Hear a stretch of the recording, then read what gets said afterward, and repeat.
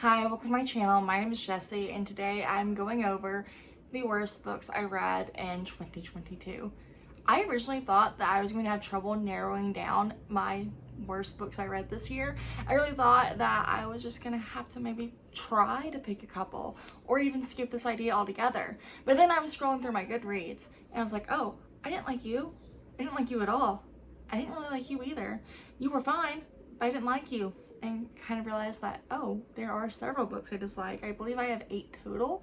And like with my top 10 books of 2022, I'm going to start with the books that I don't own physical copies of and then move into the books that I did own physical copies of, but I won't be owning them for much longer. Anyways though, before I get going, please take a moment to like this video and subscribe to my channel to make finding my content just a little bit easier. First up, I have Twice Shy by Sarah Hogle, and this one was incredibly disappointing, especially after reading and loving You Deserve Each Other so much. This book followed 2 characters, and the main issue I had is that the female main character just spent so much time living in her own head. It was just hard to get into. It was hard to see a romance developing because she spent so much of her time in her own head. And not in the sense that she was psyching herself out, but that she had a literal imaginary world she went to in her head. I think I also could have liked this book more if it was dual POV, but it wasn't. So that, combined with the fact that I could not get into the girl main character at all, just kind of ruined everything for me. It was so incredibly disappointing, and I'm very bummed by that, but sometimes it happens. But I think the biggest disappointment came from how much I loved You Deserve Each Other, and so I had really high expectations, and then they were really let down by Twice Shy. I also read Good Girl Complex by Elle Kennedy, and I appreciate that this one was dual POV. That made it easier to read. I did actually kind of fly through this one, but it wasn't because I loved it. It's because at some point it turned into, I want to see what's going to happen, because I think these two are kind of silly. I think the way they talk is silly. I think this whole separation between the college kids and the locals, the way it was described, I wish I could remember the words they used, was silly and felt very cliche and like something I would have loved as a 5th grader or a 4th grader whenever I was really into that kind of stuff. But as an adult, it just didn't click for me. The pacing also felt weird to me for Good Girl Complex. I felt like the characters got together too fast, but they weren't really official too fast. I do appreciate that the girl main character though, that she did go on to follow her dreams and do what she wanted and kind of cut off her family and her boyfriend that she started the book with. So much could have been avoided with this one conversation in the middle of the book. Like, the book felt like it should have been concluded and ended, I believe, about halfway through. It is one that I did recommend this book to my sister though. I do think she will like it. It just wasn't a good pick for me. Moving on to my physical books. First up, I have Crave by Tracy Wolff. I am glad I finally read this, because now I can get this one and the second book off my shelf. There have been so many times where I've almost picked up the 3rd and 4th books, but then I kept telling myself, well, these books are massive, I need to read them first. And it started off fun. I appreciated how much it was like Twilight at first. I appreciated the fact that the start of the book reminded me of like this combination of Twilight and Snow Dogs. But as the book kept going, I didn't like it more and more. The pacing was weird. It was very slow paced to be such a massive book to me.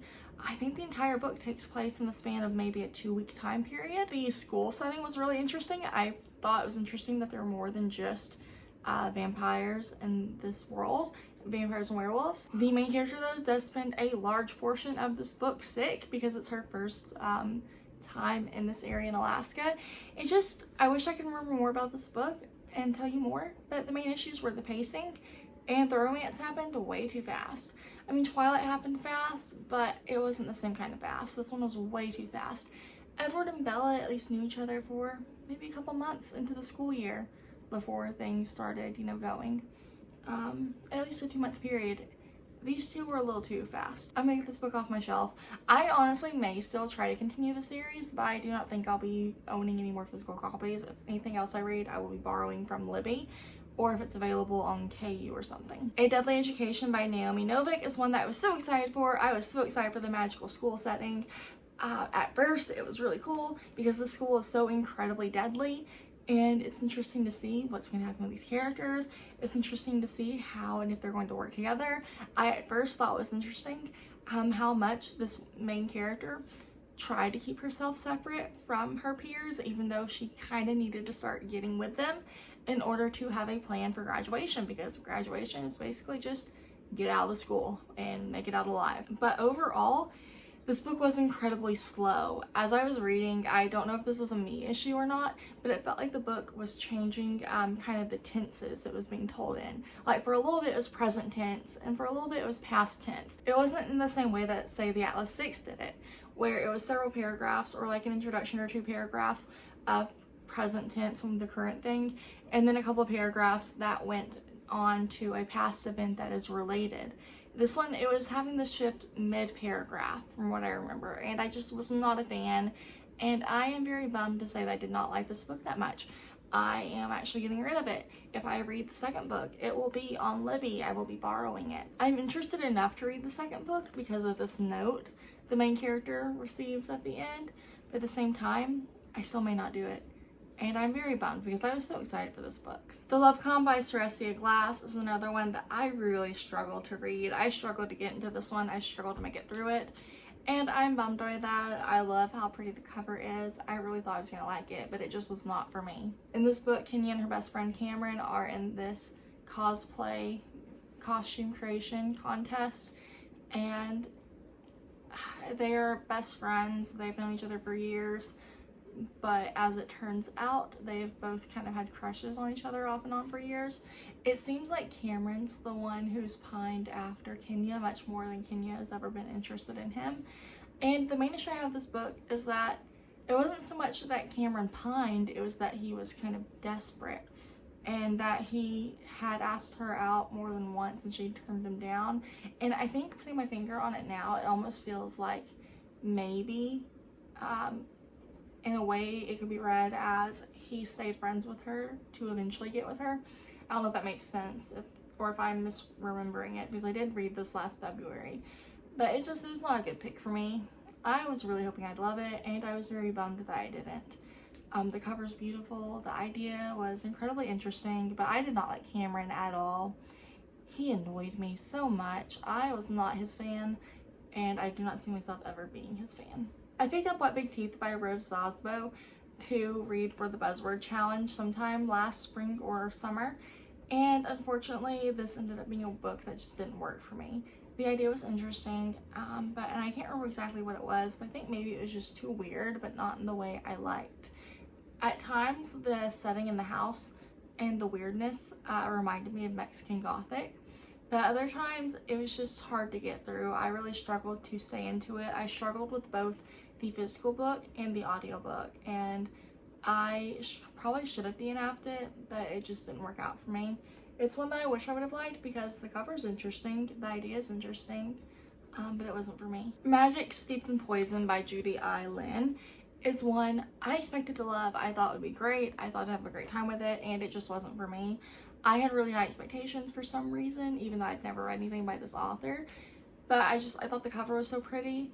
I had heard a little bit about it. I thought the tea magic system would be interesting, but it didn't work for me. I think the main part that didn't work is that it was confusing. The magic system and the teas just never clicked for me. The pacing of the contest that the main character is in was also confusing, but the main thing that confused me is how the main character ended up being her father, who was a physician's apprentice instead of her mother's apprentice, especially if her mother is the one who healed with tea and had magical properties with tea, and the main character showed so many of those properties. How did she end up apprenticing for her father instead of her mother? And I don't know if that's me nitpicking, but this one just didn't work for me, which is no fun, but it happens sometimes. And then lastly, I have The Keeper of Night by Kylie Lee Baker, and this is another one where the biggest issue was the pacing and the tone of the story. If the pacing had been maybe a little bit quicker, I think it would have been better, or if the tone had been a little bit, I don't know if lighter really would have been what I wanted, but it just didn't work. Somewhere between the tone and the pacing, it just didn't feel right.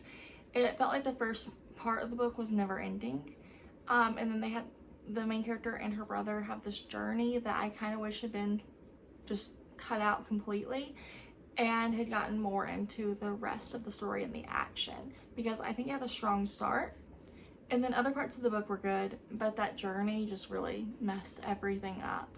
And so I'm not going to read the second book, and I am also unhauling this one sometime soon. But yes, this one just didn't work for me. Anyways, those are my 8 worst books I read in 2022.